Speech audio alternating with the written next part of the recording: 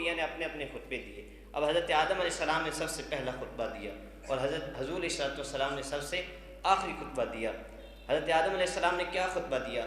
آپ کہتے ہیں کہ تمام تعریفیں اللہ ہی کے لیے ہیں کہ جس نے مجھے اپنے ہاتھ سے بنایا اور پھر مجھے میری اولاد میں تمام انبیاء کو بھیجا۔ یہ حضرت آدم علیہ السلام نے خطبہ دیا اور پھر شکر ادا کیا۔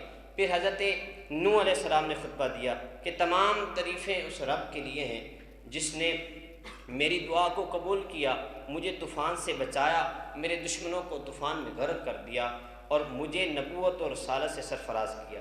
یہ حضرت نوح علیہ السلام نے خطبہ دیا۔ ہر نبی اپنا اپنا خطبہ دے رہا ہے۔ حضرت ابراہیم علیہ السلام کی باری آئی تو آپ نے اپنا خطبہ دیا کہ اللہ ہے۔ اب خطبے دیے جا رہے ہیں، میں ان کا مفہوم بتا رہا ہوں۔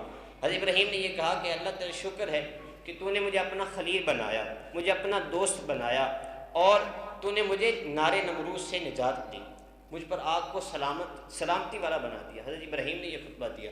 پھر حضرت داؤد علیہ السلام کی باری آئی، آپ نے خطبہ دیا کہ اللہ تمام تعریفیں تیرے ہی لیے ہیں، تمام تعریفیں اس خدا کے لیے ہیں کہ جس نے مجھ پر زبور کو نازل فرمایا اور میرے ہاتھ میں لوہے کو منہ بنا دیا۔ آپ کے پاس یہ فضیلت تھی نا۔ اس کے بعد حضرت موسیٰ علیہ السلام نے خطبہ دیا کہ اے اللہ تمام تعریفیں تیرے ہی لیے ہیں جس نے میرے ساتھ خوب کلام فرمایا اور مجھے جو ہے تورات عطا فرمائی۔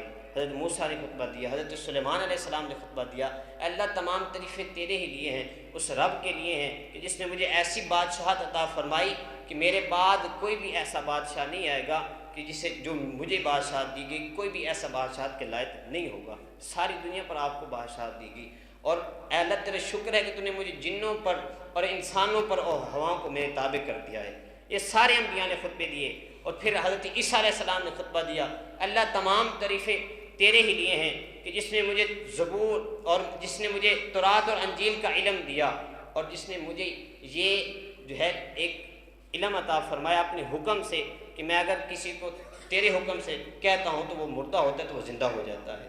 تو نے مجھے ایسا یعنی کہ ایسا معجزہ دیا کہ اگر میں کسی کوڑے کو اگر کسی جو ہے اندھے کو ہاتھ لگاتا ہوں تو وہ درست ہو جاتا ہے۔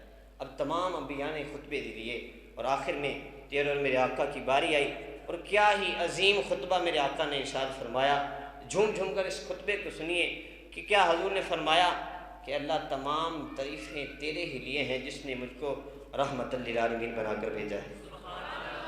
تمام تعریفیں تیرے ہی لیے ہیں جس نے مجھے رحمت للعالمین بنا کر بھیجا، جس نے مجھے خوشخبری سنانے والا بنا کر بھیجا، جس نے مجھے ڈر سنانے والا بنا کر بھیجا۔ یہ قرآن گواہ ہے ان دونوں صفات پر، کیونکہ ایسے بھی لوگ تھے جو خوشخبری سن کر ایمان لے آئے، لیکن کچھ ایسے بھی تھے جو ڈر سن کر ایمان لے کر آئے تھے۔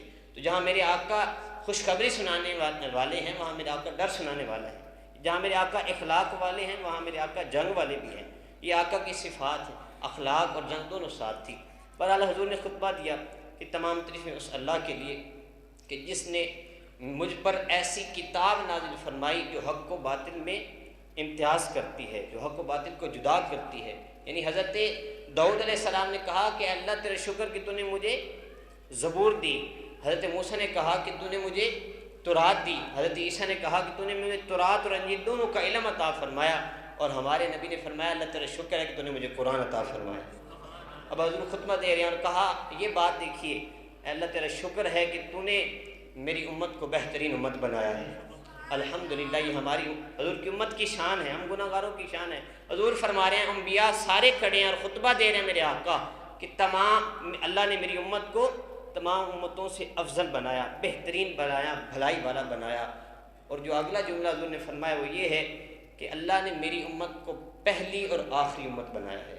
اب آخری اس اعتبار سے کہ حضور آخری نبی ہیں، اس لیے فرمایا کہ آخری امت بنایا، آخری نبی کی آخری امت، اور پہلی اس اعتبار سے کہ حضور نے فرمایا کہ اللہ تعالیٰ کسی بھی امت کے کسی بھی شخص کو جنت میں نہیں بھیجے گا جب تک کہ میری امت کو نہ بھیج دے۔ اس لیے فرمایا کہ آنے میں آخر پر ہے لیکن جنت میں جانے میں سے سب سے پہلے نمبر پر ہوگی۔